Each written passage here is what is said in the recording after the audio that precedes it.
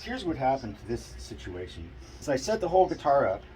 This did not come in as a known fret level job. It came in as just a setup. And then as I was setting the guitar up, I came to find out we had some issues with the frets and we had some issues with the neck.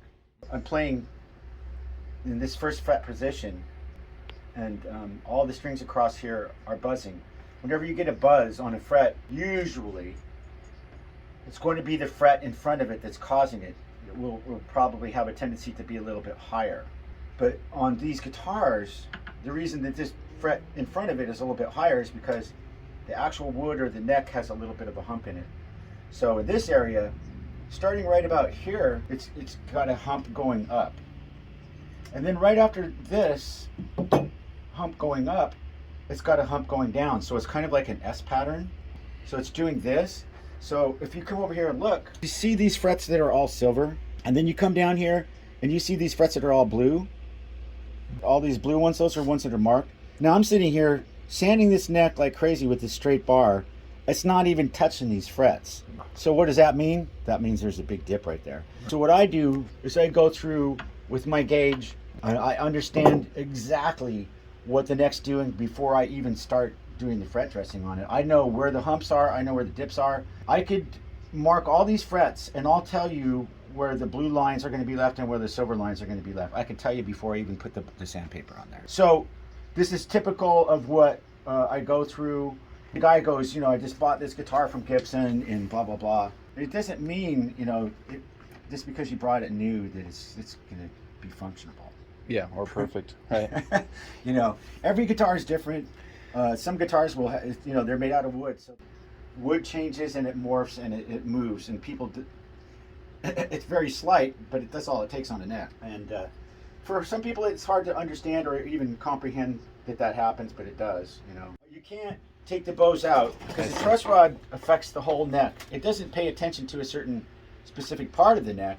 It's going to do, since there's a block of wood up here, like yay, and since this has this, the part that goes onto the body right here, you got to come in a little bit because it's a little bit thicker down here. So your truss rod is going to affect about that much of the neck. I mean, it will affect the rest of the neck a little bit, but it's going to really affect, like if you have a dip in this neck or whatever the case may be. This is the most movement you're going to get out of the truss rod. And I know there's a hump up here and I know there's a dip here.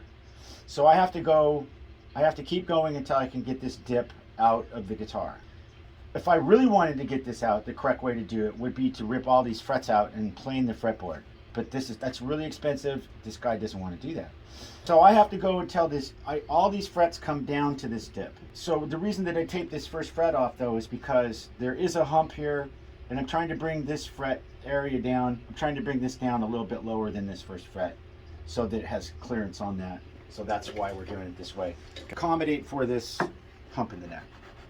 You can see that little thin line across the top of it. And then you get this thin line, and look at how thin that is and look at how thick that is.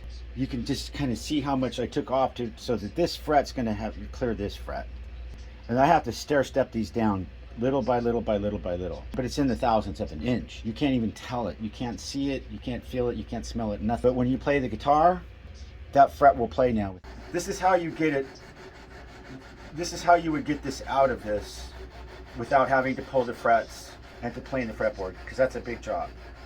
When you do that, you know, it can get expensive. But we're going to fix this without having to do that. This is a $4,500 guitar. 225s have a pointed horn up here, and this has got a more rounded horn. And ES is electric Spanish.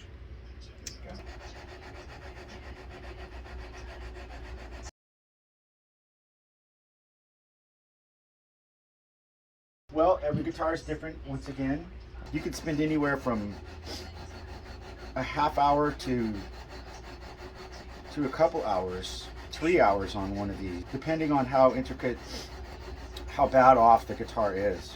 The bummer about this is that since this has this peak up here and this valley here, a hump and a dip, you know, all this fret up here is going to be a little bit flatter, a little bit lower, smaller, lower in size. As soon as I hit this, I can stop. But this is almost going to be a full fret in height, and this is going to be probably a 3/4 in height. But that's the way it goes when you're trying to get, I'm trying to accommodate for these dips in the neck with the frets. When really you just want the neck to be as flat as it can be, so that when you go to top these off, that you don't have to take very much off the fret. The thing about the plug thing is that I think some people think that, you know, they've had a guitar for like 8 years or 2 years or 5 years or whatever. I got my guitar plucked when I first got it, or whatever the case may be. We just got to go back to its wood. Wood changes. Some of the questions would be: are the frets glued in? Was the wood dried out really well? Because if you have any moisture in the wood, the neck's going to change really slow over a period of time. You have a guitar that moves around a lot. One of those guitars that's like really moves around. You get a pluck done. 2 years, man, maybe a year. You could be like, that's done. If you have a really stable guitar, you put it on there, it could last you years. If it's really stable guitar and it doesn't move around much at all, probably get many years out of it, depending on how you take care of your guitar. Put it in the case, or if you leave it hanging out, or leaning up against the wall, or whatever you do to it. But it's like, yeah, I've had guitars from Gibson come in, they will have massive twists in them, and the guy tried to take it back to Gibson, they wouldn't take it. But I have figured out a heating session that I can do with them to get the twists out of them, and it works very well. It has to be pretty serious. I brought a lot of stuff back from the dead. I mean, like, I was thinking fireplace, you know, go stay warm with it for a while, you know. And I brought stuff back that's like, you gotta be kidding me. To be honest with you, some of it I've been even surprised at myself. I'm just like, just go ahead and toss it in the fireplace and throw some accelerant on it and let's get it over with. I decided to take the projects on, and they turned out good. One of them that I just did was actually a 68 Les Paul. It's pretty far gone. That's a guitar that I had fun bringing back. But anyway, there's no finish on it when I got it. The pickups were a conversion, so it went from the mini hums to the full humbuckers. The tuners were whatever. Frets were completely shot. The fretboard was all massively mangled. We brought it from an unplayable guitar to a playable guitar. But now it's probably worth $12,000 or $14,000. So I mean, if you get that deal, I think I bought the guitar for like $700 or something. I recently put some really nice pickups in it, so that guitar is in superior play mode right now. Oh, we're getting close. We're getting close. We got like 3 frets right in here. We get those to grab onto a little paper, and then we're there. You can probably see it, right? Okay, good. Yeah, we're really close. So now, as you see, we've kind of stepped down because our hump is right in here. So we've had to kind of step these frets down a little bit in their height because of this hump. So now, when he goes to play this, he's not going to have the fret before it buzzing out.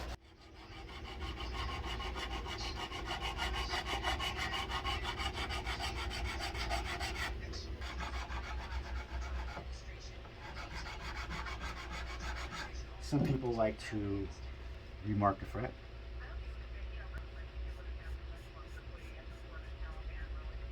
So if you remark this, when you come in with your file, you can see what you're doing easier.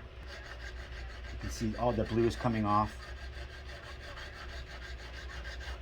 So you can really see what the file's doing.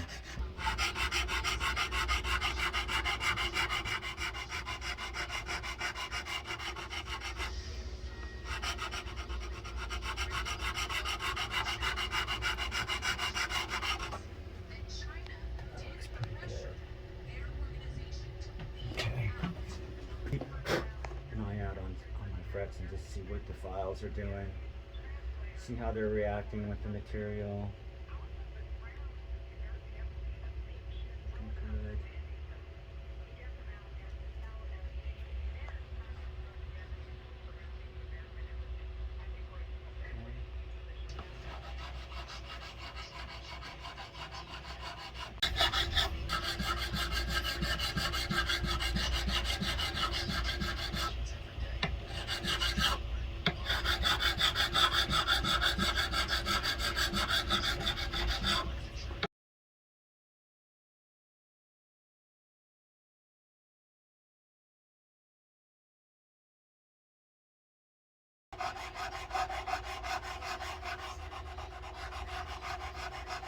Some of these frets didn't have as much taken off, so they're not as flat. They're going to go a lot faster. We don't have as much of an edge to take off. You want to keep looking through your magnification at what you're doing, because you can't really see it just looking at it. So, these frets up here didn't get hit very hard, so we're actually just going to do a few more frets. We're probably going to be done with the crowning.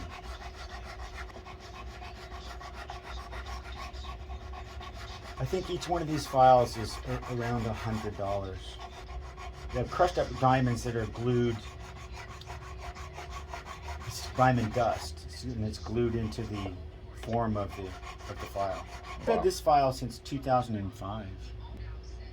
That's 15 years ago, 16 years ago.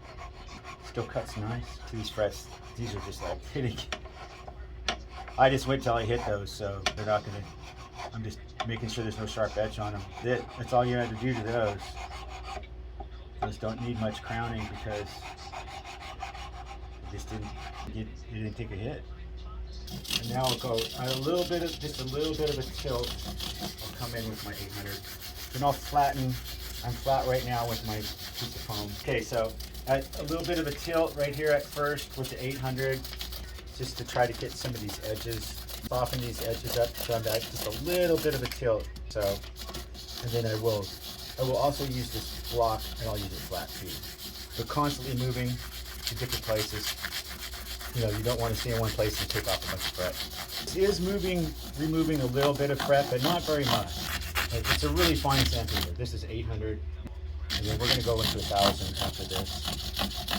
You can kind of feel it with the sponge. You can hear it snapping on that lip, and it's going to soften up that lip a little bit. You graduate with fineness of paper as you move up.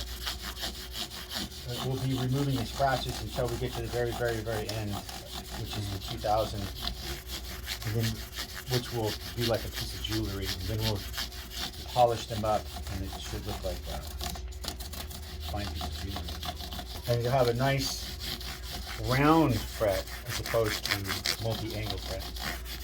Yeah, some people like more of a pyramid shaped fret. You buy them that way new even. Then you have what they have like a school bus shape that looks like the top of a school bus. Some are thinner and taller. A lot of jazz players like pretty low action because they're not bending strings. They're just they got to really fly really fast. So you know they have a tendency to play with lower action. Now we're moving up to 1000. That was 800. Going back to the sponge because my hand's cramping up. So every time we move up in our paper, we get finer and finer and finer and finer. These will get smoother and smoother and smoother, shinier and shinier.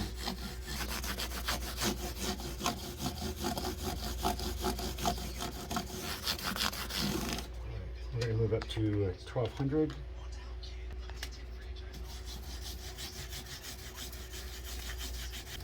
You notice all this up here. If you didn't take that area off, you would be standing to pick up and finish and all kinds of stuff. So you have to you have to make your own guard on every guitar because you're swinging wide with your sanding. And it's just like sanding the pick guard to pick up. Not good.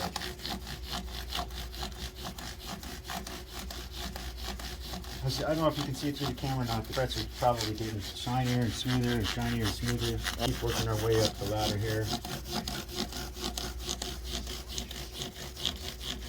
Once again, I'll come in at different angles with this paper also to try to catch the front edge and the back edge of the fret.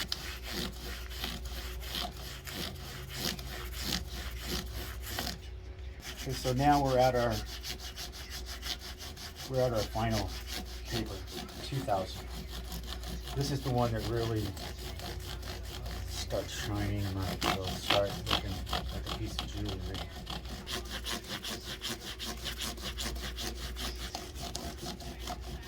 Some people will tape these fretboards off when they're doing all this work. They'll go ahead and tape the fretboard off, but I think you'll see when I get done here that this fretboard's gonna look like brand new when we're done. Okay, so going to remove some of the fret and sanding residue. And we'll go to polish these frets. Residue doesn't get mixed up in the paste. You have to make a thick, muddy paste. We're just going to remove this and try to get down to some, you know, kind of the wood. So we're just, you can see that the paste is starting to muck up now. The mud is just all from sandpaper and fret dust.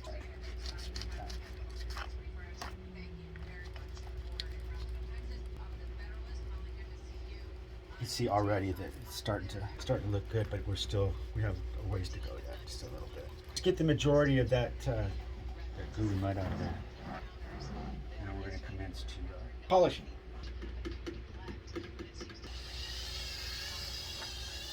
Some people have big buffers that they can use or whatever. I just find that I can keep this in my shop pretty simple.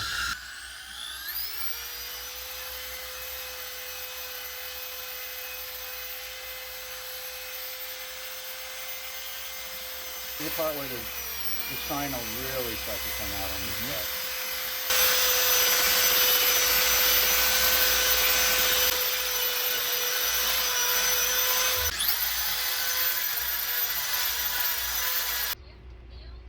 Best stuff in the world right there. So we're conditioning the wood right now, getting all the extra residue off the neck, rubbing this into pores and the grain. Targets a free massage. Like going to a guitar spa. Some guitars, if they're really dry, they'll soak this up like a sponge, man. It'll just take this right in, like you won't even see anything left. It'll soak it right in. You'll know then that it's really dry. But this is looks like it's ebony. It's ebony, so you know it's got the triple binding like a custom does. So they put good wood on it, but that's such a dense wood, it doesn't soak it up like like it will on the rosewood. So now you just got to come in and you don't really want you don't want anybody to know that you've been in this guitar, so you want to clean it up as best as you can, obviously. You can opt to tape your fretboards off. In some cases, I will. I didn't need to do that on this guitar. You'll see our end result. But I don't know if you can see the shine on the fret now, but they're certainly starting to shine up real nice. And we're almost at completion. There's also another product that I really, really like. It's called Gorgamite, and it's fret polish, and you get it on these rags. You can come in, you can really, if you want to go, you can go the last step, and it's going to kind of fill in the pores in the metal. You know, if there are any, make it really slick. It's going to make it like glass. So when you go to do your fret bends and stuff like that, there's going to be absolutely zero resistance. The string is going to glide across the top of this fret like a piece of ice. I usually like to come back and do a real quick rub of the Gorgamite and just get this glassy finish on these frets. It's like ice. It shines them up, cleans them up even more. Fret dressing done, you can remove your guards. So anyway, we want to get all this polishing dust and whatnot off the guitar. We are going to use the same strings because this guitar was just set up, and then he came in and heard the buzz, and he's like, "Yeah, we got to get that out." So now that we've corrected that, we can put these strings back on.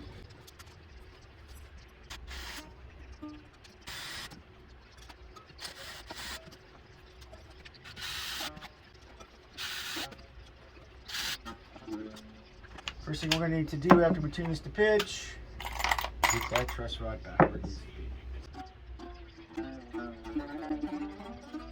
be. A440, we should be quite a ways under on our neck, which we are. So now we're going to bring the truss rod up to where it needs to be. Sometimes you can do this before you tighten the strings. It's probably suggested that you do sometimes. Okay, we're close.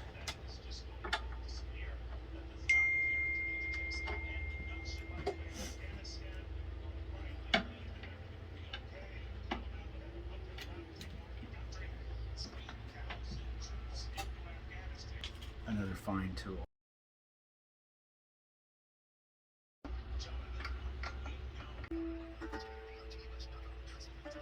Now, after doing all this adjusting and everything, You know, it's nice to let it set for a week or two. I don't have the luxury of doing that, so I'll check the neck out, make sure it's still the same. Sometimes, believe it or not, man, stuff moves around. This is right exactly where I set it. It's perfect.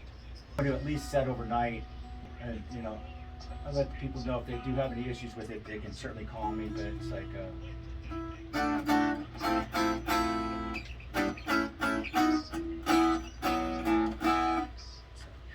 it is. It's completely silent. The fret's bending across, the string's bending across the fret, and there's no noise, and it's really smooth. I mean, you could just slip right off the other side. Set of 9s on here, you know.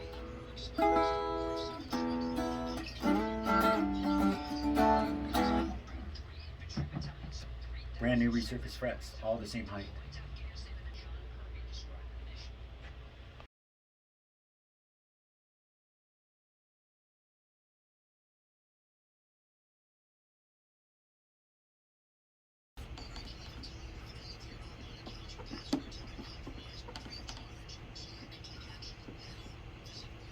Very good. There it is. Got it. Your guitar plays wonderful. Nice, low action, no buzzing. Yeah, it's great. Tuesday it is. I'll see you then, Michael. Thank you.